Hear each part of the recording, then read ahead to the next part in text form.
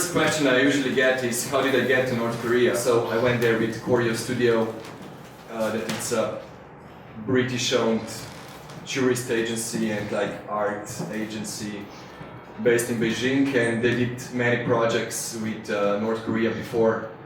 So that's why they also trusted me a bit more, because they did project with them, and we had like, I mean, if any of you would try to do that, it would be way harder to get access as I got. So. But everything is, of course, part of a tour. Tour can be one person, can be 20 person, and each one is accompanied by two so-called guides or minders, whatever you want to say. So I went there on a special tour, which was for a photography project that you are seeing here, and that was way harder to get. So it took about 9 months to get permission, simply because they are suspicious of many things, especially when it comes to photo or video, because they're like, why would you like to do it? Why would we let you do it? Because if they don't see any benefit in it, they won't do it just for the sake of, I don't know, being artistic around the project.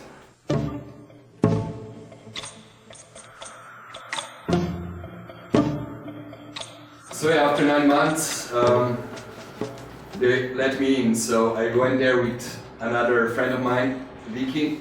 She was also producer, shooting the video behind the scenes that you can see downstairs. And yeah, she's been in North Korea many times, so she really helped a lot with everything. In the entire country, you can, let's say, see about 200 sites, which contains cities, museums, shops, restaurants, etc. And out of these 200, I picked the places they are the least seen, or they were the recently opened for the public, or they are more unusual, but especially the sites where I knew that I can meet some normal people. Because if you go to, let's say, a tourist restaurant, you can expect to see there only tourists and some nicely dressed waitresses that every one of you, if you go there, you're gonna see it. So that's why I decided to, let's say, go to ice skate rink, because I knew I'm gonna see there mostly locals ice skating. We went to second biggest steel factory that you can see photo there, because none of the tours go there. It's off the beaten track, and who wants to see the machines and dusty environment and steel workers. And also one of the photos, the third photo there, it's a newly opened ski resort. If you were following anything about North Korea, you could read about ski resort, because they had huge problems of getting a ski lift. Because they have embargo, so they couldn't get it from Switzerland, etc., etc. In the end, they dismantled one old ski lift in the north of the country and they brought it there. But despite the embargo, they managed to get 5 pairs of Elan skis that you can see on the photo.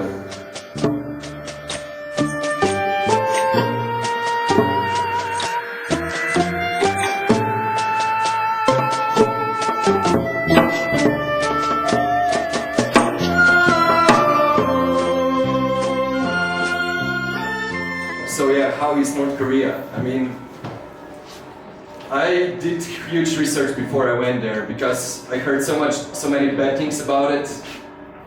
From one side, that's all the news that you get from the West, and then you get all the news that you get from North Korea, which is completely, you know, utopically perfect. So that's why I wanted to do a big research with everything about, what every country says, what was shot before in photography or in video. So when I went there, I was completely like blank mind. I was like, you know, bring it on. Whatever you have, I'm open to see.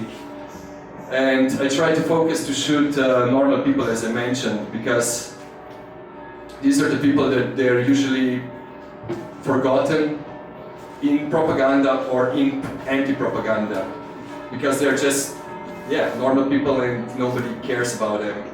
Americans, they rather write about nuclear program, about soldiers, about mad scientists, etc. and propaganda. North Korea, they also just show soldiers or sportsmen or something overly nice.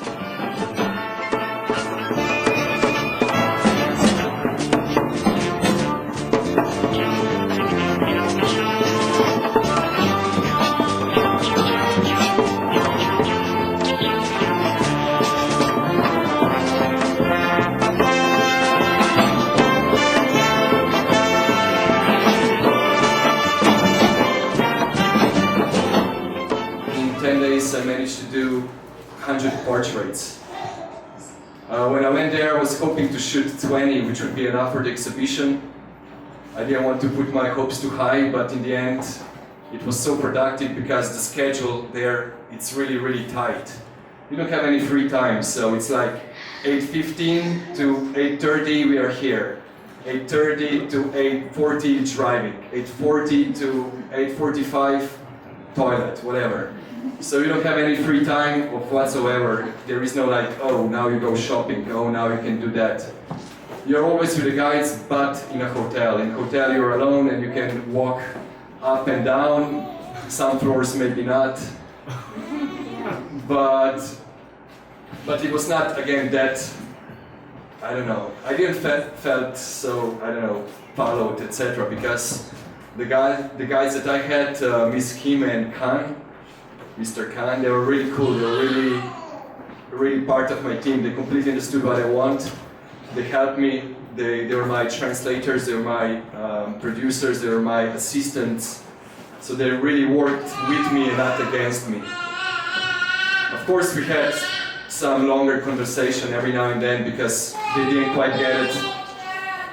My type of photography that just people are posing, you know, just standing in the space. They're like, Matjaž, why don't you shoot, you know, that the worker is working, that the sportman is like doing sports. And I was trying to explain that, you know, in history of portraits, it was always, not always, but it's a long tradition of shooting portraits of people standing, just presenting themselves, not trying to mimic their work.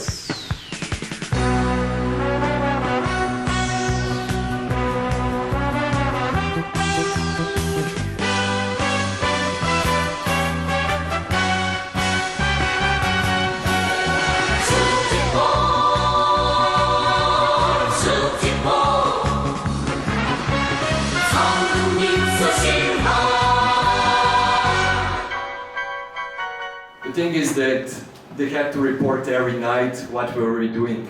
So they trusted me, but the people over the phone, when they were explaining to them, that's what I think. They tried to, you know, breaking their balls, but you should be more careful about him shooting normal people. And then, yeah, after 6 days, I really remember I came down.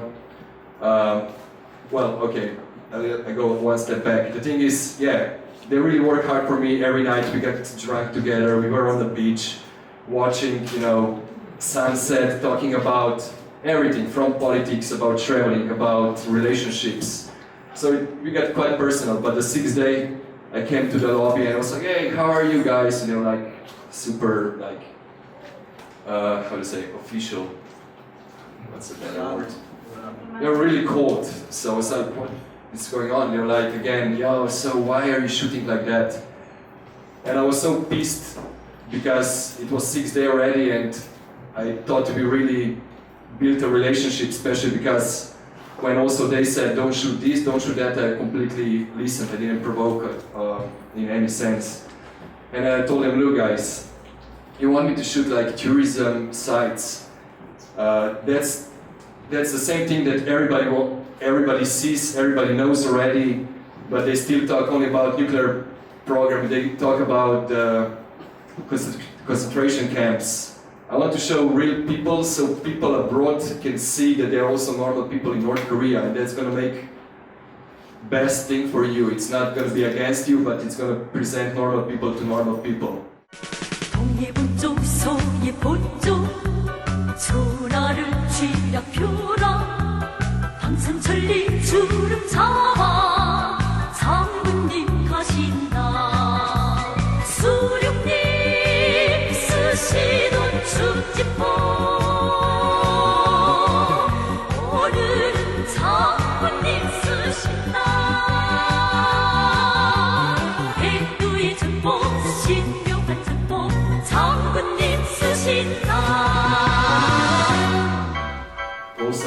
me 6 cameras, and Vicky, she had a video camera and sound recording, and at none of the points they didn't want to see any of the images, they didn't doubt whatever. So, but they definitely asked me, please don't shoot soldiers or don't shoot farmers. So these are the things that I shot only 3 times secretly, but not more. Because yeah, as one photographer once said, North Korea is the place where I saw the most photos I couldn't took. And that's absolutely true. It's like everything is fascinating. Because it's fascinating and what's the feeling there, the thing is, it seems like a completely normal country, but stuck in time. So it was, when I landed in the airport, it was like I stepped in a like time capsule. Completely normal everything, but everything retro. Retro colors, retro cars, retro clothes, retro machines. Everything was as we know from the movies or from, I don't know, magazines. So for me it was not such a shock because I had reference for absolutely everything since we were in Yugoslavia. I was born in the end of it, but I still know what I saw in the movies, what I saw in the photos of my grandparents. So it looked completely like Yugoslavia in 50s or 60s, or same as Russia in 60s, 70s, and China 70s, 80s. So I guess also they're gonna change in 20, 30 years to something a bit more normal, what we think it's normal now.